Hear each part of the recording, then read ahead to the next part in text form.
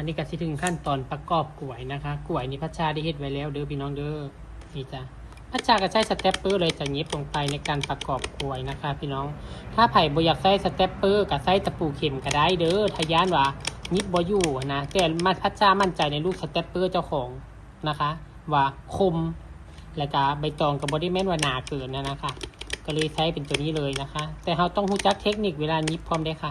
ยิบแนวใดให้อยู่ยิบแนวใดให้แน่นนะพี่น้องคะก็เลี้ยงลงไปจนอ้อมปากกล้วยนะคะปากกล้วยบาตีนกล้วยนะคะพอเขาเย็บแล้วแบบนี้พี่น้องจ๋าให้เข้าทางในแบบนี้ย้ำข้างในนะคะนี่ย้ำเข้าไปเลยค่ะที่เย็บข้างในย้ำออกมาอีกเพื่อความแน่นนะคะพี่น้องคะเราก็ใส่ตีนกล้วยแล้วต่อไปเราสินำตัวนี้มาสวมใส่นะคะพี่น้องคะมาสวมใส่ตัวกล้วยยอดนี้นี่ค่ะพี่น้องคะ